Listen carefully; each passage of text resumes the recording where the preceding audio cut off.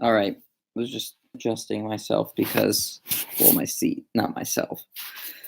Because I slumped in my couch because that was a very frustrating finish to the game, and overall, just a shitty fourth quarter and what was really a crappy game.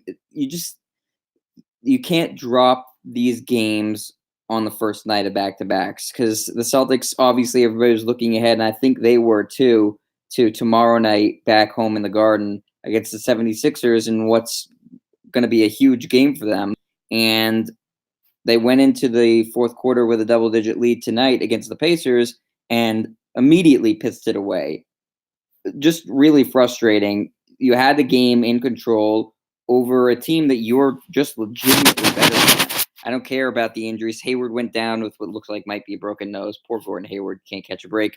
Marcus Smart didn't play in this game. Jaylen Brown fouled out. Still, you're better than the Pacers. You should still beat them. This was one of Kemba Walker's best games as a Celtic, and you took way too long if you're Brad Stevens to put him back in the lineup when the Pacers started making their run in the fourth quarter.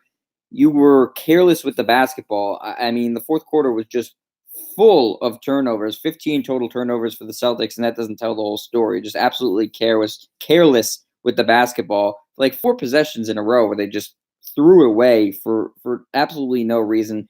Again, Wanamaker had 3. That's my biggest problem with him is he's just not careful enough with the ball. He's not great on defense. He bothered me tonight too. But the whole team, I mean, they should be embarrassed.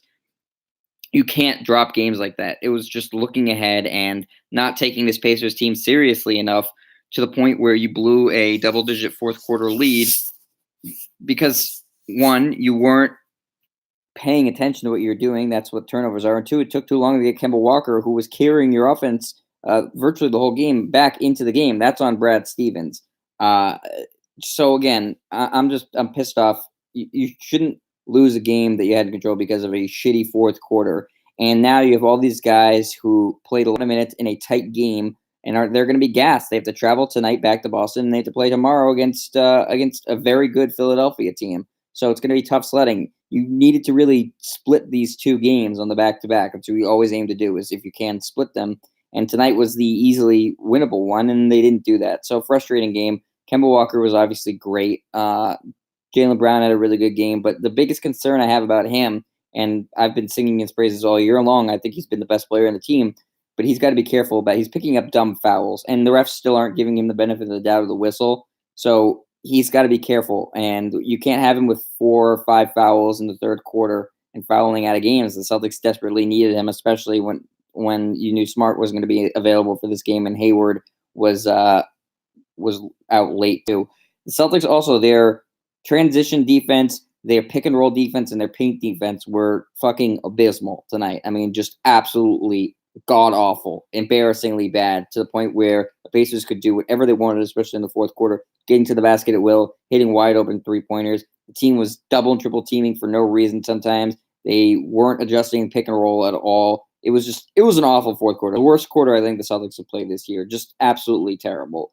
So a very frustrating loss for the C's to the Pacers tonight. And it's going to be tough sledding again tomorrow against the Sixers, and what's a big game and a big challenge for the Celtics, because you want to stay neck and neck and ahead of the Sixers in the standings for as long as you can. And on cue, my video goes on. There you go. You got some extra commentary from the game. So frustrating loss. I'm mad. I'm sure if you're a Celtics fan, you're mad too, because that's just no way to lose a game. But back at it tomorrow, they can try to redeem themselves against the Sixers. We'll see if Smart plays. We'll see what the extent of Gordon Hayward's injury is. And hopefully they get back in the winning column. So that's it for now. I'm going to go try to calm down because I'm mad. Yeah, I'm really mad. All right. See ya.